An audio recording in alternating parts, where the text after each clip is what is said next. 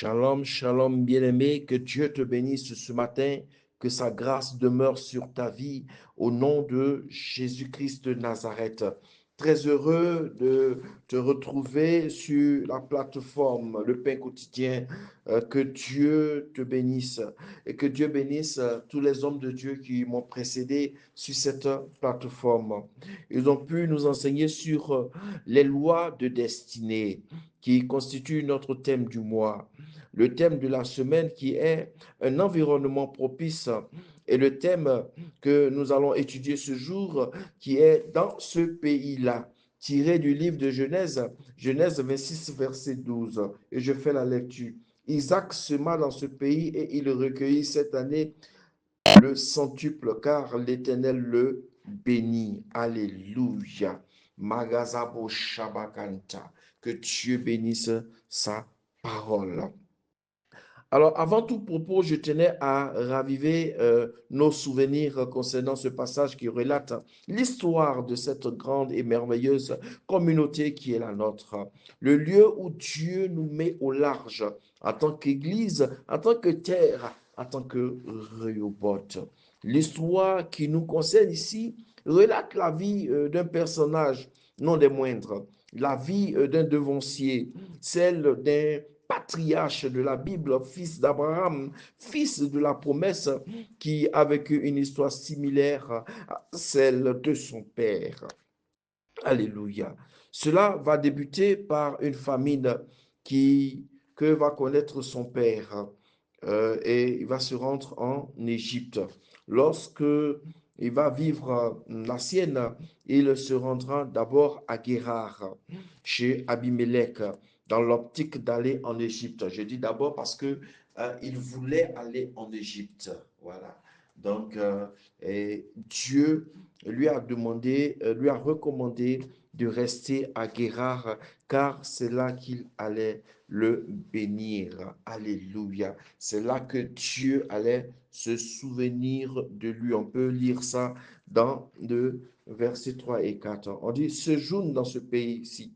Je serai avec toi et je te bénirai, car je donnerai toutes ces contrées à toi et à ta postérité, et je tiendrai le serment que j'ai fait à Abraham, ton père. Je multiplierai ta postérité comme les étoiles du ciel. Je donnerai à ta postérité toutes les contrées et toutes les nations de la terre seront bénies en ta postérité. Je veux dire à quelqu'un, demeure à Guérar. Je ne sais pas quel est ton Guérar. Je ne sais pas le lieu où tu dois demeurer. Mais je veux dire à quelqu'un, demeure à Guérar. Reste là, car c'est là. Oui, quand tu regardes la situation, l'entreprise a commencé à connaître des difficultés. Quand tu regardes la situation, ce foyer-là, c'est bizarre. Quand tu regardes la situation, cette église-là, je ne me retrouve pas. Quand tu regardes la situation, ce travail-là, je veux dire à quelqu'un, reste à Guérard, reste en ces lieux. C'est le lieu que Dieu a prédestiné pour ta bénédiction. C'est le lieu que Dieu a prédestiné pour ta gloire. Quand Isaac regarde Guérard, il a l'impression qu'il y a quelque chose de mieux en dehors de Guérard. Quand Isaac regarde Guérard, il a l'impression que de l'autre côté, en Égypte, il y a quelque chose de mieux. Dieu va lui dire, ne bouge pas de là, reste là, car c'est là que j'ai décidé de te bénir, car c'est là que j'ai décidé de te visiter. Je veux dire à quelqu'un, reste à Rehoboth, car c'est l'église dont j'ai décidé que la grâce te visite. C'est le foyer dans lequel j'ai décidé de te bénir. Oh, ne pars pas, ne le laisse pas dans cette difficulté, ne la laisse pas dans cette difficulté, mais reste là, car c'est là que j'ai choisi pour ta bénédiction. Alléluia. Reste à Guérard. N'abandonne pas ces lieux. N'abandonne pas ces lieux. Alléluia. Nous avons tendance à fuir quand il y a des difficultés. Nous avons tendance à abandonner quand il y a des problèmes. Nous avons tendance à regarder de l'autre côté, à regarder toujours chez le voisin. Mais Dieu dit, c'est là que je vais te bénir. C'est là que je vais te visiter. Alors ne bouge pas de là, reste là. Alléluia. Alors il s'aima. Et à cette année, Dieu le rend prospère, riche. Parce que il avait un père qui était obéissant à la parole de Dieu, aux enseignements de Dieu, aux principes divins. Je veux te dire que lorsque tu as un père, lorsque tu as un guide, lorsque tu as quelqu'un qui te donne des orientations, tu as la capacité d'atteindre tes objectifs. Alléluia. Abraham était un guide pour son fils. Abraham était un père pour son fils.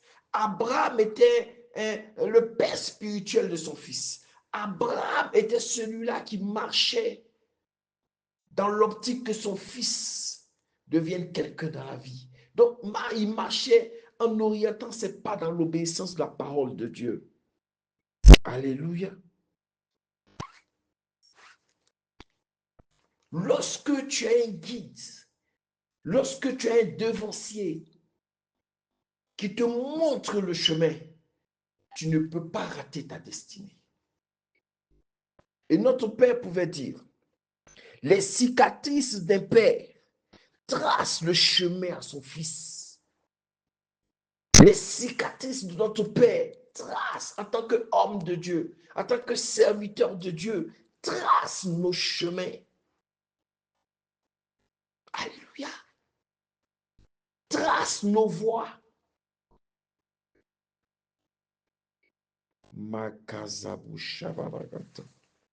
Je veux parler de 3 points de bénédiction dans la vie d'un fils. Je veux parler comme premier point du booster.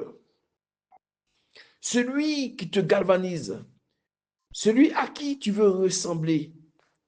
Il peut être ton père biologique, ton père spirituel, ton leader, ton guide. Celui qui te challenge, celui qui te permet de te réveiller, celui qui fait que tu veux lui ressembler. Celui qui fait que tu luttes pour que la médiocrité ne soit pas dans ta vie. Celui à qui tu veux ressembler. Isaac voulait ressembler à son père. Il a vu ce modèle qu'il est. Le deuxième point, c'est la terre de destinée. Il est important de savoir que la bénédiction est un lieu. Elle se manifeste sur une terre bien donnée, dans une atmosphère bien choisie. D'abord par Dieu et aussi par toi, car c'est en cela qu'on parle du choix de la destinée.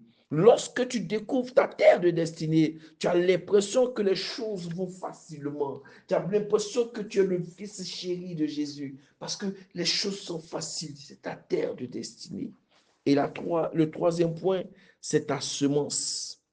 N'aie pas peur de s'aimer sur ta terre. N'aie pas peur de te sacrifier. Aie confiance que tout ce que tu sèmeras te rapportera. Tout ce que tu donneras, le Dieu de ton Père permettra que tu retrouves au centuple. N'aie pas peur de te sacrifier pour ton église, pour te sacrifier pour ta famille, te sacrifier pour l'entreprise dans laquelle tu es, te sacrifier pour l'homme avec qui tu es, pour la femme avec qui tu es, te sacrifier. Alléluia. Bien-aimé, fils de Rehoboth, sache que tu es sur la terre de bénédiction. Alors sème sur cette terre et que tu récoltes au centuple cette année au nom de Jésus-Christ de Nazareth. Amen.